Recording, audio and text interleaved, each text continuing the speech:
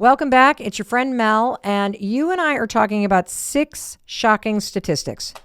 I got the graphs right here in my hand, and it's shocking statistics from a 10-year study on who you spend your time with over the course of your life. And this really changed a lot for me. It's a study called the American Time Study. It's a 10-year study, and when I first saw these 6 takeaways from the study, it was depressing. And then once I kind of sobered up a little bit from the depressing news, it lit a fire under my ass. And it pushed me to prioritize certain relationships while I still have the time to do it. Now, you and I have already covered takeaway number 1, which is when you turn 18, the amount of time you spend with your parents and your siblings falls right off a cliff. And then it flatlines at age 26 for the rest of your life. And if that bothers you, the message is do something about it. This is happening not because your siblings hate you. This is happening because of how we start to spend our time as we age. There is data that explains all this. But just because this is the average, you don't have to be the average. You got that? Good. So let's dig into the next 5, okay? And this next one is really interesting. The second key takeaway shows who you spend the most time with between the ages of 20 and 60. Any guesses? If you guessed your coworkers, bing, bing, bing, bing, bing, you're right. So what is the takeaway from this? Well, the takeaway is something that I believe is really important for you to grasp. It's this. The people that you work with day in and day out have a huge impact on the quality of your life because based on research, 40 years of your life, these are the people you spend the most time with. Be choosy. It's not just about the money. If you prioritize a great work environment, which I want you to do, you're not only going to reach your financial goals, but you will also surround yourself with coworkers that create energy in your life and that help you tap into a deeper potential inside of you. See, your coworkers are a net positive or a net negative. And so I want you to think about this because, we think about work in a really selfish and narrow way. What's my job? What's my title? How much money do I make? How do I climb the ladder? How do I get this? How do I get that? But I want you to kind of lift your head up and wake up to the fact that you're going to spend 40 years in the workforce or volunteering or doing something outside the house. And the people that you are doing that with really matter. Companies are not just spreadsheets. Companies are made up of people. So pick good people. And one more thing, because I can hear you start to go, but, you're not stuck with a boss. You're not stuck with a toxic coworker. You're not stuck where you're working right now. And if I ask you, name your 3 favorite coworkers that you've ever worked with, immediately, 3 faces would pop into your mind. You'd immediately remember laughing in the break room or that all-nighter that you pulled doing something or some other thing that you did while you were on the road for work. If I asked you, name the most toxic person you've ever worked with, boom, bad apple right there. Cannot stand that person. See them coming. Duck into a cubicle. Oh my God, avoid them like the plague. In fact, there's research that shows that person you're thinking about, if they are festering, they can take down an entire team. It's called the bad apple effect. This is how important the people around you are in terms of influencing how you feel in your day-to-day life. And there's just endless research about why people leave jobs. And one of the biggest reasons why people leave a job, this comes from Gallup, number 1 reason, is because they can't stand the person they work for. So here are the takeaways. Do not stay in a job you hate with people you hate. Do not tell me you need the money. Because the fact is, if you have this job paying you this much money, you can find another job in a better environment that also pays you that money. And I'm not hearing your excuses. I'm not hearing any of the BS that you're about to spit out that you can't make it happen or I live in this place, but I'm this years old. But this is 40 years of your freaking life. Second, if you don't like the people you're working with, be intentional about either getting out of that company or cultivating relationships with people in other departments while you're looking for another job. And finally, just like there can be a bad apple at work, be the ripe apple. Don't let the attitude of where you're working bring down your attitude because there's always something you can do. And I want to wake you up to the fact that where you work and how you feel at work and the people that you are spending time with are going to make up 40 years of your life.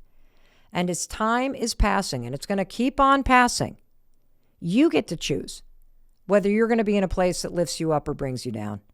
And that's takeaway number 2. Between the ages of 20 and 60, you spend the majority of your time with your coworkers, so get serious about where you're working. All right, let's go to the third statistic. And I'm going to warn you, the third statistic right here, got the chart right here. This one's a little sad because it explains why you never see your friends. I want you to reflect on your own life for a minute.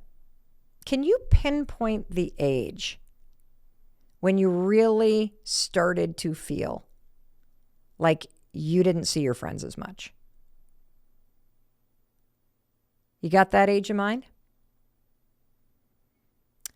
It probably doesn't surprise you when you hear that for the average person, the time you spend with friends starts to decline at the age of 21.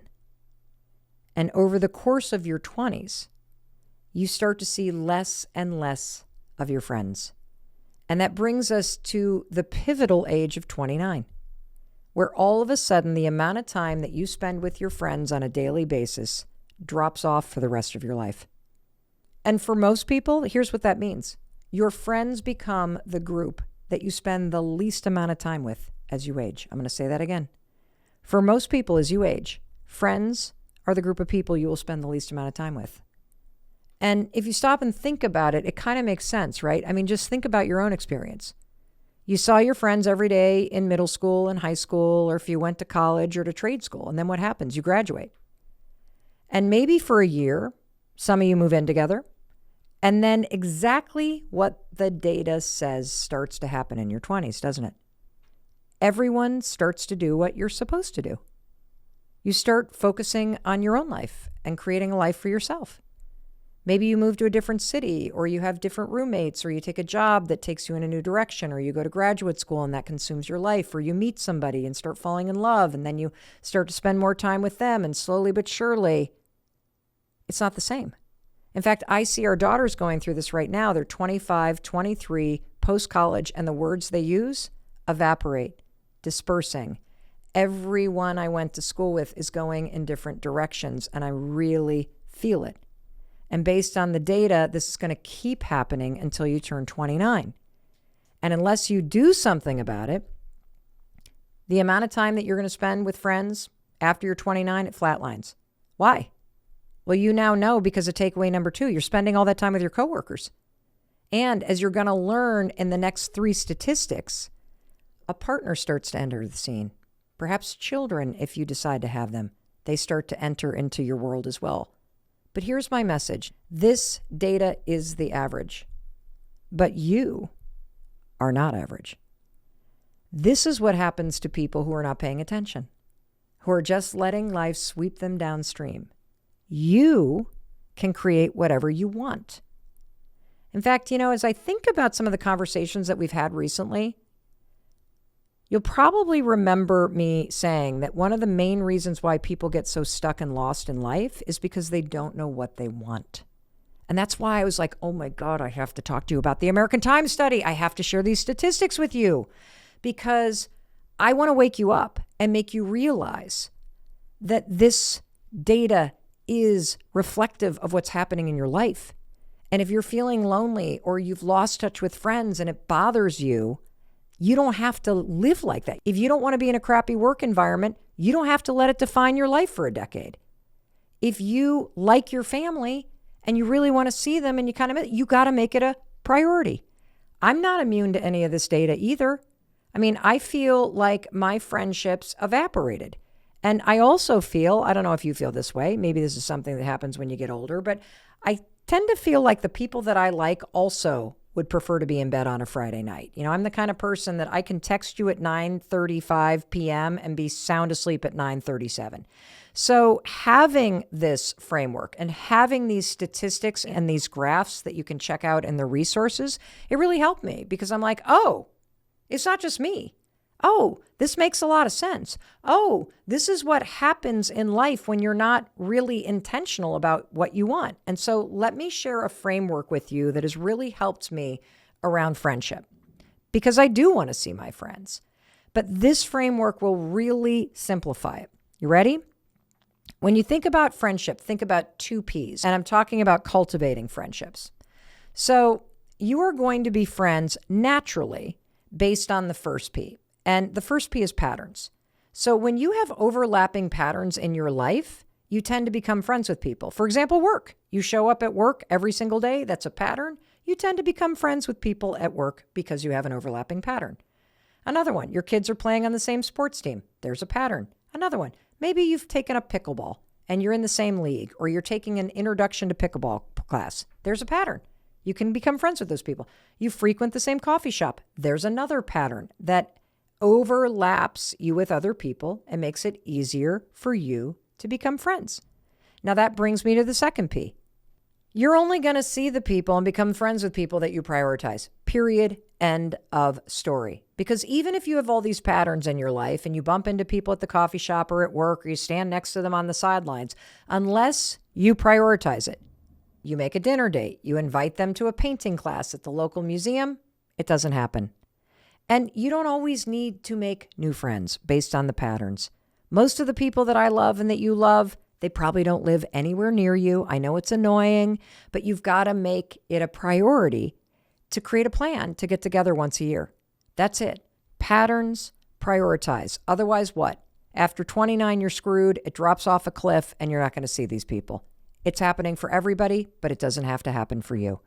My intention is to wake you up to the reality of how time is passing you by and how much of your time you're probably spending on things that are not important to you.